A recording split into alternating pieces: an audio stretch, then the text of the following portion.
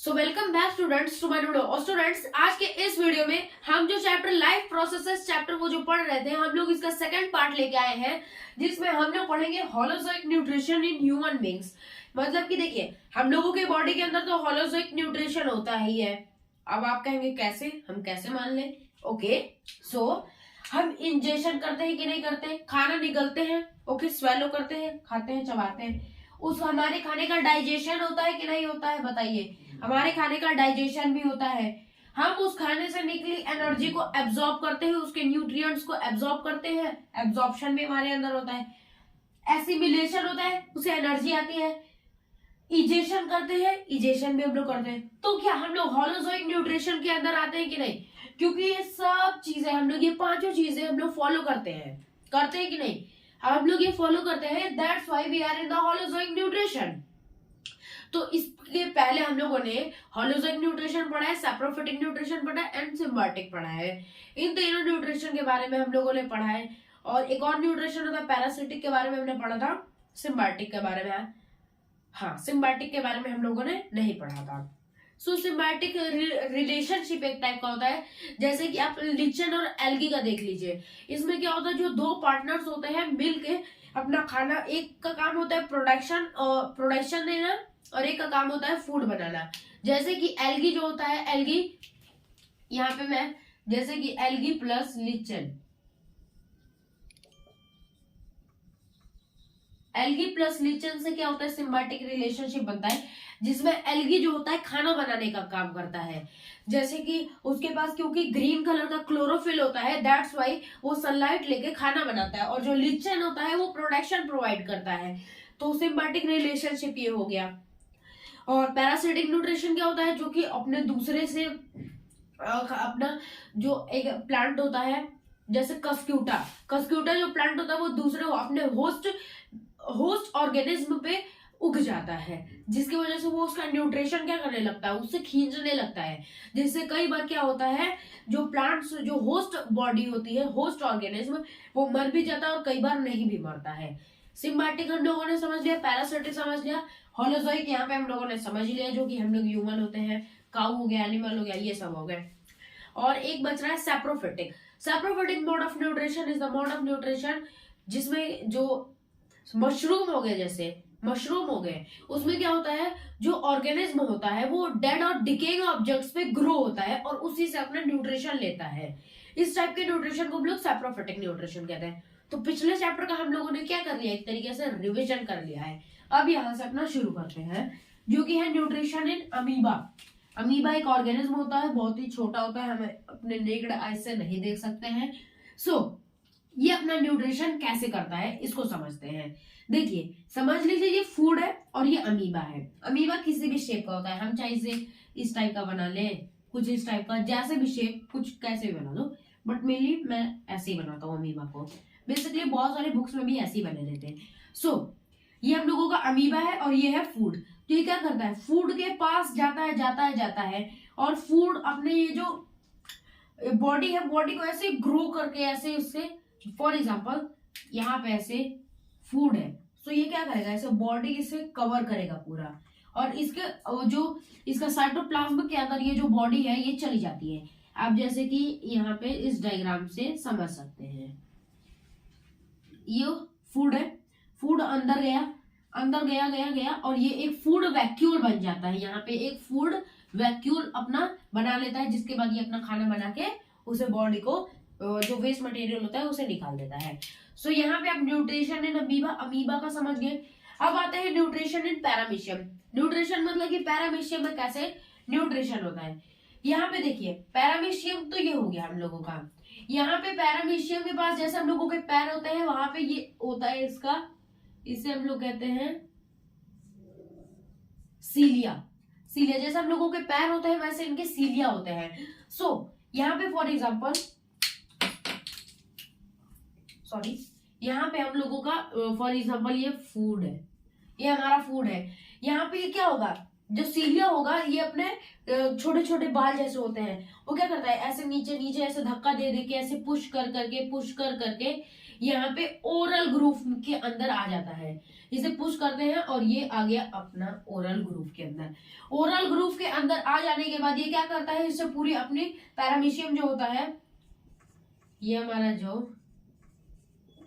Paramecium है, paramecium क्या करता है, इसे पूरी अपनी जो जो इससे इंपॉर्टेंट चीजें है, अपना एनर्जी हो गया, न्यूट्रिशन हो गया, सब निकाल लेता है और यहाँ से एनल पोर से इसे क्या कर देता है, एनल पोर से इसे बाहर निकाल देता है। So nutrition in paramecium, I hope आपको समझ में आ गया होगा, अमीबा वाला भी समझ में आ गया होगा।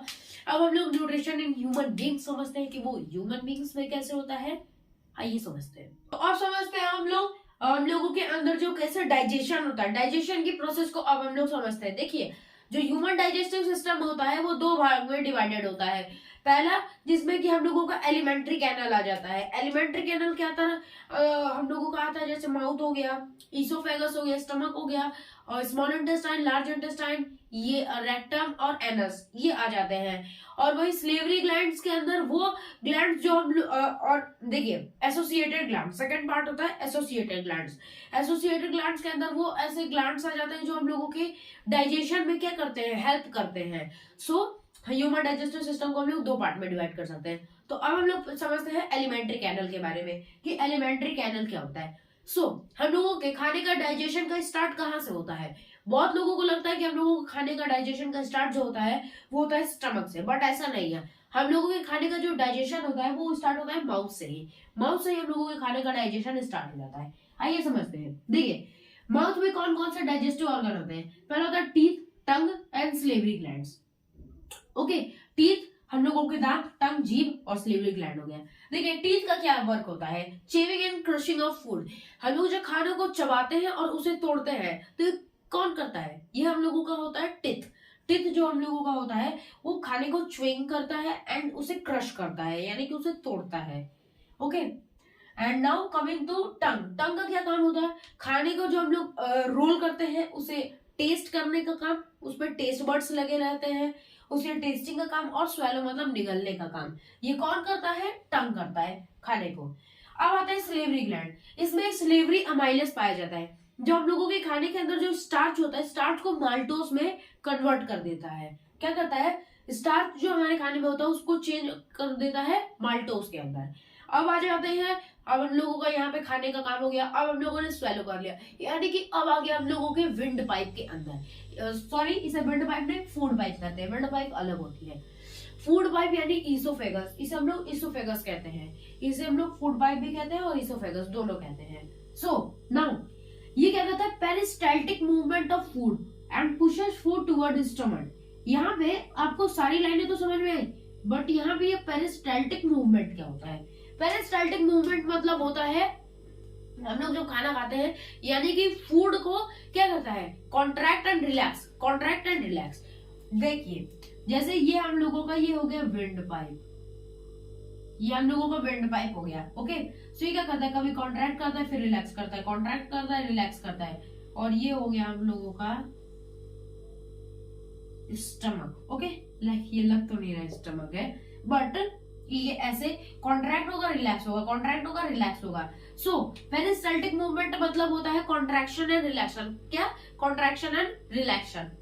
सो ये क्या करता है, इसी कॉन्ट्रैक्शन एंड रिलैक्शन की वजह से जो खाना होता है वो हम लोगों के पेट तक जाता है, ऐसे धक्के खा खा के पूरे पेट तक जाएगा। अब ये यहाँ पे passage of food from mouth to stomach, mouth से स्टमक में होता है। और आपको यहाँ पे एक और बात यहाँ पे ध्यान में रखनी होगी ईसोफेगस के बारे में, कि ईसोफेगस यानी कि हम लोगों का जो फूड पाइप होता है वहां पे there is no digestion of food. यहाँ पे खाने का पाचन यानी कि खाने का डाइजेशन यहाँ पे नहीं होता है। खाने का डाइजेशन माउथ में होता है, स्टमक में होता है, स्मॉल इंटेस्टाइन में होता है, बट यहाँ पे हम लोगों का जो फूड पाइप हो गया, इसमें यहाँ पे नहीं होता है क्या, खाने का digestion. Okay, now coming back to stomach. Stomach में जो हम लोगों का खाना है अब स्टमक में आ चुका है। देखिए, हम लोगों का जो स्टमक होता है इसमें गैस्ट्रिक जूसेस पाए जाते हैं। 3 gastric juices, pepsin, hydrochloric acid and mucus. Okay, एक गैस्ट्रिक जूस है पेप्सिन। पेप्सिन का क्या काम होता है, पेप्सिन क्या करता है, प्रोटीन को ब्रेक डाउन करता है। क्या इसका वर्क होता है, ब्रेक डाउन ऑफ प्रोटीन, यानी जो हम लोगों के खाने के अंदर प्रोटीन होता है उसे तोड़ता है। मगर ये पेप्सिन में कहता है भाई अगर मुझे प्रोटीन को तोड़ना है तो एक शर्त है। वो क्या शर्त है? कि इसे हाई एसिडिक मीडियम चाहिए होता है, मतलब ये एसिडिक मीडियम चाहिए होता है इसे एक्टिवेट करने के लिए, तभी जो पेप्सिन होगा वो प्रोटीन को तोड़ेगा। तो हमारे पास तो हमारे पेट में एक एसिड पाया जाता है जो कि इस पेप्सिन को एसिडिक मीडियम दे देता है। वो पेप्सिन का क्या नाम है आप कमेंट में लिखिए। ओके, HCl यानी कि हाइड्रोक्लोरिक एसिड। हाइड्रोक्लोरिक एसिड क्या करता है? एसिडिक मीडियम इसे प्रोवाइड करता है पेप्सिन को, जिससे ये क्या हो जाता है? एक्टिवेट हो जाता है, और एक्टिवेट होने के बाद ये प्रोटीन को तोड़ने लगता है। प्रोटीन को क्या कर देगा? तोड़ देगा। HCl का एक और वर्क होता है जर्म्स को किल करने का, यानी हमारे खाने के अंदर जो जर्म्स होते हैं उसे किल करता है, एंड बैक्टीरिया को भी किल कर देता है। ओके, यहाँ पे HCl का काम हो गया। अब आते हैं म्यूकस पे।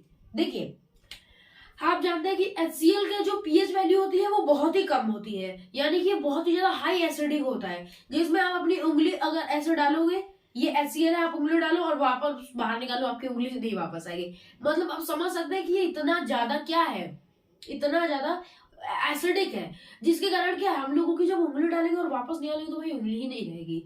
मतलब वो क्या होगी, हम लोगों की पूरी उंगली जल जाएगी। इतना हाई एसिडिक मीडियम होने के बाद भी वो हमारे पेट में कैसे रह रहा है, हम कैसे सरवाइव कर रहे हैं? तो यहाँ पे क्या होता है, हम लोगों का जो पेट होता है, यानी हम लोगों का जो स्टमक होता है, वो क्या होता है, उस पर एक म्यूकस की ऐसे लेयर होती है, म्यूकस से ऐसे घिरी हुई होती है बाउंड्री, जो कि क्या करता है, इनर लिनिंग ऑफ स्टमक को प्रोटेक्ट करता है। किससे? HCl से। तो हम लोगों का HCl जो है उसे जला ना दे, इसलिए ये होता है। आज के इस वीडियो में हम लोग बस इतना ही पढ़ते हैं। मिलते हैं आपसे अगले वीडियो में, तब तक के लिए बाय। चलो लाइक शेयर कीजिए, सब्सक्राइब कीजिए। Thank you.